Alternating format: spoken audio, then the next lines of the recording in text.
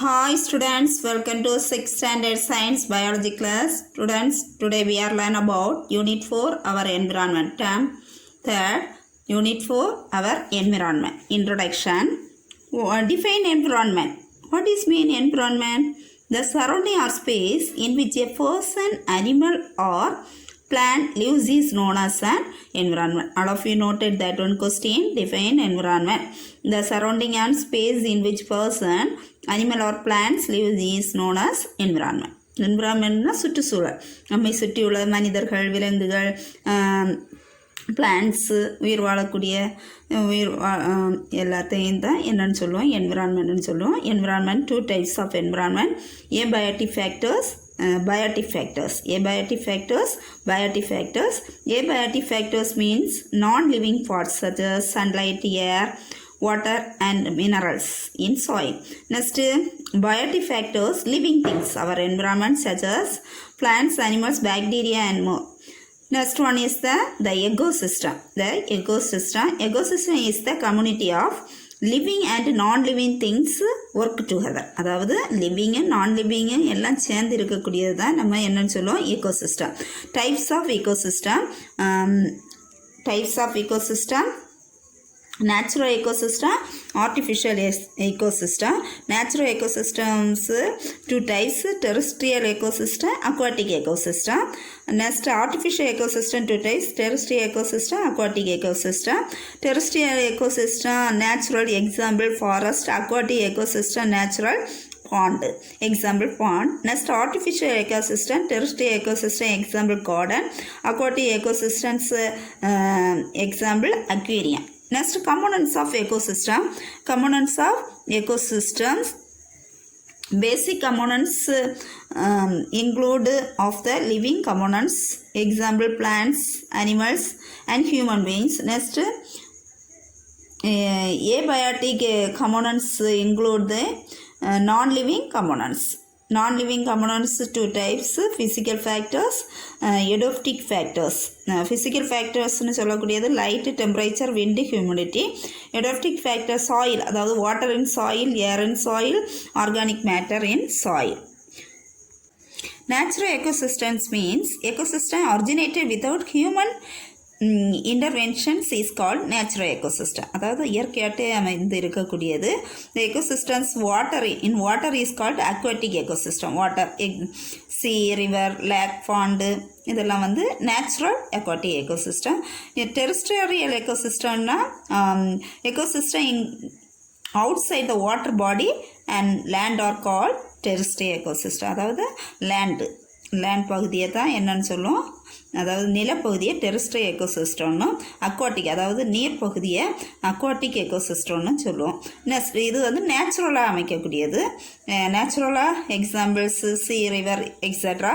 Next, terrestrial ecosystem example forest, mountain, deserts etcetera. Next, artificial ecosystem. Artificial எக்கோசிஸ்டம்னா created, நம்மளாட்டு create பண்ணக்கூடியது, அதாவது garden.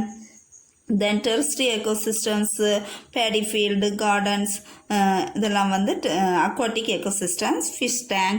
இது next one is the food chain and food web. Food chainனா உணவு சங்கிலி, food webனா உணவு வலை. அதாவது எப்படி உணவு சங்கிலி ஏற்படுதுன்னா, living organism used food to perform their life process. Some organism produce their own food, such as plants, while the organism cannot do this, need organism obtain their energy. We can therefore identify different feeding types of ecosystem based on the how of organism obtain food. They are called producers and consumers. Producers na இது வந்து two types of food chain. First one producer, next one is a consumers. Producers organism that are produce own organic food, அதாவது plants வந்து அதாட்டே உணவு தயாரிக்க பச்சை தன்மையை கொடுக்கக்கூடியது. They do not need to eat organism. Producers are also called autotrophs. இது autotrophs னு சொல்லுவோம். All of you noted that one question. Next one is the consumers. Organism cannot produce own food, அதாவது own food produce பண்ண முடியாது. need to eat other organism, அதாவது இனி ஒரு உயிரியை தான் அதால் சாப்பிட முடியாது. These organisms are called consumers. animals consumers, they cannot produce their own food. Consumers are also called heterotrophs. அப்போ ஓன் ஃபுட்டு தயாரிக்கக்கூடிய ப்ரொடியூசரை ஆட்டோட்ராஃப்னு சொல்லுவோம். ஹெட்ரோட்ராஃப்னு சொல்லக்கூடிய ஓன் ஃபுட் தயாரிக்க முடியாதது. Next, many types of consumers. First one is the herbivores, second one is the carnivores, third one is the omnivores, fourth one is decomposers. Herbivores means animals which eat plants or plant products. Example, cattle, deer, goat. அதாவது plants மட்டும் சாப்பிடக்கூடிய animals தான் என்னன்னு சொல்லுவோம் herbivore. Next, carnivore, animals that eat other animals. இன்னொரு other animals. அந்த animals வந்து இன்னொரு animals சாப்பிடக்கூடியது தான் carnivoreன்னு சொல்லுவோம். Example, lion, tiger, frog and owl. Next one is the omnivores. Omnivores, animals that eat both plants and animals. ரெண்டையும் சாப்பிடும். Plants, அதாவது பிளான்ட்ஸையும் அனிமல்ஸையும் சாப்பிடக்கூடியது தான் omnivoresன்னு சொல்லுவேன். Examples, humans, dog and crow. Next, decomposers, அதாவது மட்கக்கூடியது. Microorganisms that obtain energy from one chemical breakdown of dead organisms. They break complex organic substance into simple organic substance, does not into soil and used by plants. Example, bacteria, fungi. Decompose மக்கி அது வந்து bacteria, fungi ஆட்டு மாற்றம் அடையுது. Next, food chain. உணவு வலைன்னா in forest, அதாவது in food chain shows relationship between producers and consumers. First, the sequence of who eat whom in ecosystem is called the food chain. What is mean food chain? Define food chain. All of you write that one answer. The sequence of who eats whom in ecosystem is called food chain. Food chain shows relationship between producer consumer. ரெண்டு ப்ரொடியூசர்னு சொல்லக்கூடிய example cross. Next, consumers example deer, goat, cow and tiger. Next, food chain in the terrestrial ecosystem. First one is the plants, deer, tiger. Plants வந்து எதை சாப்பிடும்? Plants, deer வந்து பிளான்ட்ஸை சாப்பிடும். அந்த டீரை வந்து எது சாப்பிடும்? டைகர் சாப்பிடும். அடுத்த ஃபுட் செயின் இனி அக்வாட்டிக் எக்கோசிஸ்டம். அக்வாட்டிக்னா தண்ணிக்குள்ள அக்வாட்டிக், இது வந்து லார்வா வாட்டமாக இருக்கும். லார்வாவை எது சாப்பிடும்? ஃபிஷ்ஷு சாப்பிடும்.